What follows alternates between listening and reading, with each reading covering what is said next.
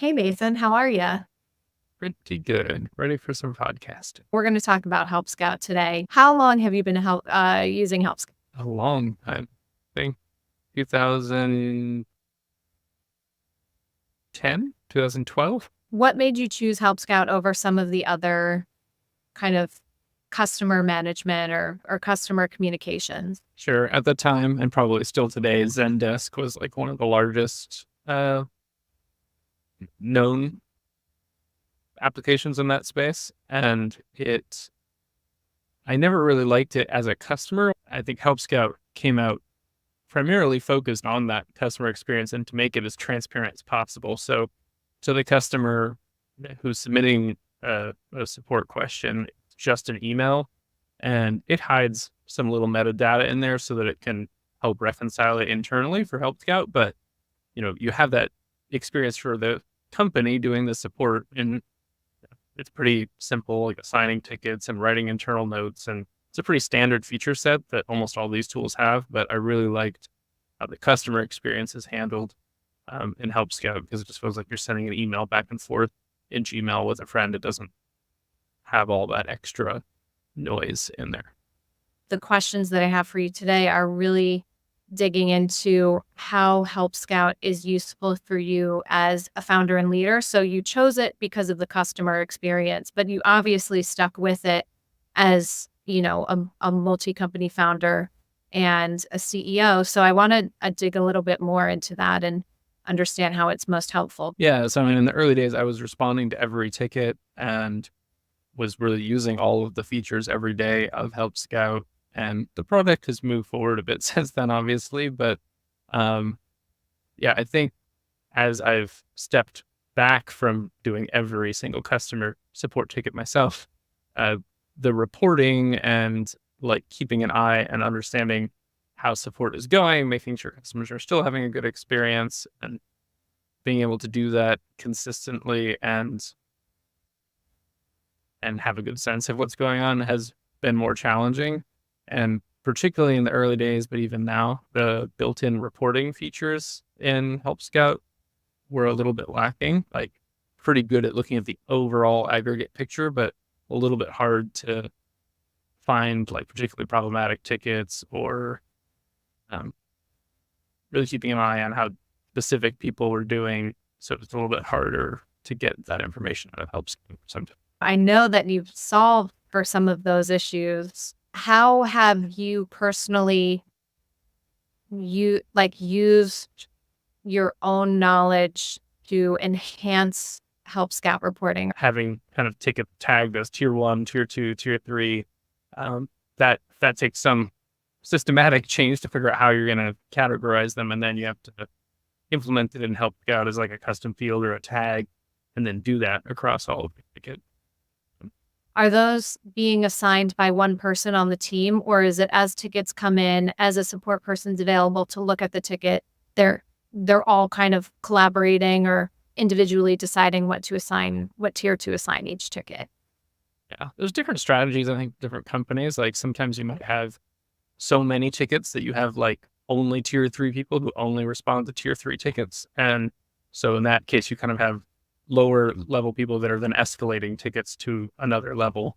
You want to see that people over time are developing skills and they're more able to handle more complex tickets. So can you tell me a little bit about what you've noticed in the past, or kind of ways that you use Help Scout reporting to encourage employee growth as well? Yeah, it's really helped with once we introduced those tiers and really identified that, it helps us make like an onboarding plan for a new employee and kind of like a longer term career growth plan, right? Like on your first week on the job, like you're only going to be answering tier 1 tickets. By 60 days in, you should be answering some of the tier 2, like a little bit, and then further on, like you should be starting to answer tier 3 and answering lots more of tier 2. And so it's a good way of identifying, like, yes, they're making progress, they're learning about the product, they're able to answer some of these harder tickets, and then also balancing just their volume against time, right? Like over time, the first ticket you go in, you're going to have to go read our own documentation for 45 minutes and ask people on Slack internally how to answer this question. So it's going to take you like 45 minutes to send a simple reply to this message.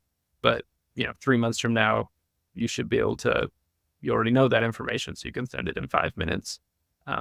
So also just looking at average number of replies and over an amount of time. So if they're full time and they're just 40 hours, right, you could just count the replies. If there's somebody who clocks in and clocks out at various times, then you want to account for the time component as well. Like, you can't look at it too granularly because there can be wild swings in tickets and how complex they are, and you don't want to incentivize somebody just picking the easy ones.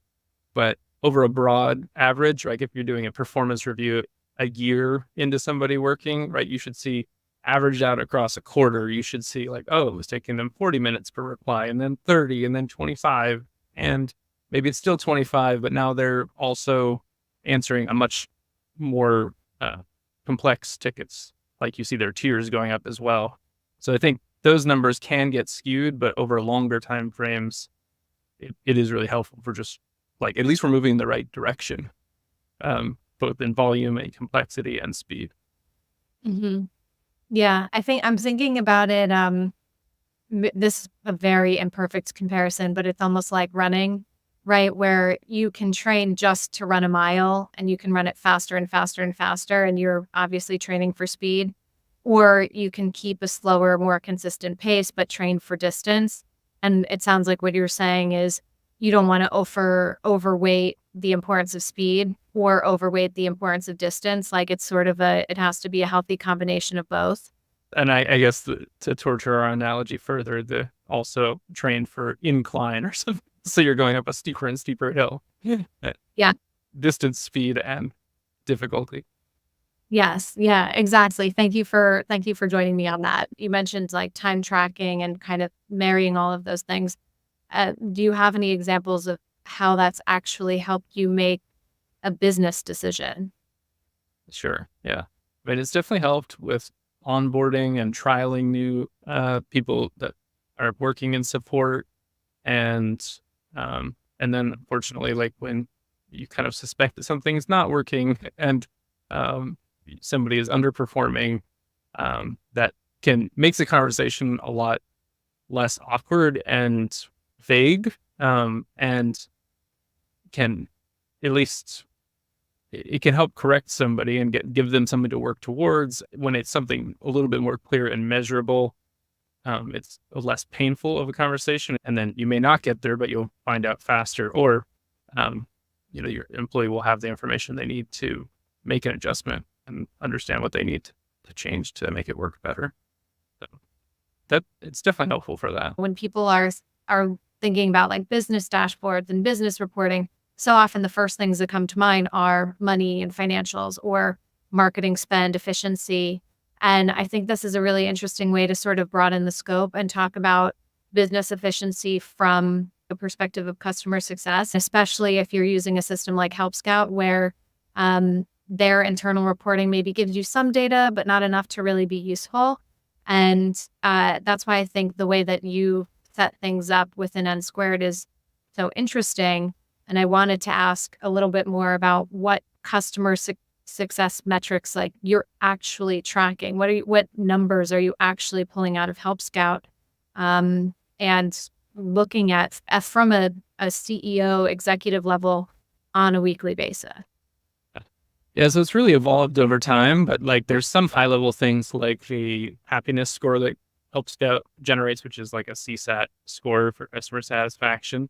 And then there's average response time and average time to resolution.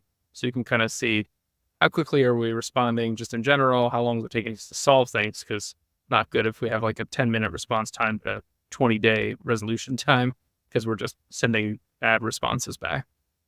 And then, people are really unhappy, they can rate and leave a bad response, or if they're extremely happy, then it comes through in those CSAT scores. But generally, it's a pretty low percentage of people that do that. But those are the first three that kind of we started with. So Help Scout's really good at reporting the average, and a lot of their reports have that in a lot of places. But then there are other things that are important too, right? If the average resolution time is 12 hours, that's great. But if that means that some of them are getting resolved in 5 minutes, but then there's some other tickets that are actually taking like a month, like those can kind of get hidden in that big average. And so Help Scout does have some like pie chart reporting where they can show over a time frame, this percent was resolved within 4 hours, resolved within 12, resolved within a day. And really looking at that long tail of long tickets has been important. But so Help Scout does surface it, but only in like when you're kind of in one of those drilled in views. And really that's one of the key numbers that I do like to watch. And it's not front and center in all of their reports. You kind of have to go, there's one report that offers it and you have to be drilled in. And if you want to look at it across like 5 different people, you would actually have to like change your search 5 different times to look at it. But I like looking at that as kind of like a balancing metric to average response time overall. How are we doing? And then like what percentage of tickets are taking like 3 days to resolve? Because I want to keep an eye on that one as well, not just wash it out with low averages. I wanted to ask a little bit too about from an employee perspective and from you mentioned this earlier too, a kind of career progression perspective. As employees have grown, like our support team also does a lot of things besides support. So they, write documentation, they might record videos, they might be writing blog posts. They do a lot of QA and testing on our own products. And so we've had to try to balance their support responsibilities and that need for, speed and quality and all that around support, and then also fitting in other tasks. And so we do ask them to track their time on support versus like non-support tasks like doing QA. And so we use the time tracking and we actually pull in the Help Scout metric and the time tracking. So we take the time allocated towards support. And that way we have the right context for how things are going, right? Like if support is slowing down, we can look and say, oh, it's because they've been doing all this QA work and helping us like track down bugs in the product. But their support, like quality and speed, is actually right on par. So it also has really helped in what could be a very messy situation, has helped keep it very clean. Awesome. Well, thank you. We're going to have many more conversations about Help Scout because I think it is such a powerful tool and we've done some really cool work on it, consulting work for clients of ours. So I will bother you about Help Scout definitely more than once. I'm excited for this knowledge to be dropped on everybody who's ever had a question about Help Scout and metrics and KPIs coming out of that platform. Yeah, we'll be back. We could talk about Help Scout the rest of the day. Okay. Did you get any sponsors lined up for today? I did. It's Capital One Shopping.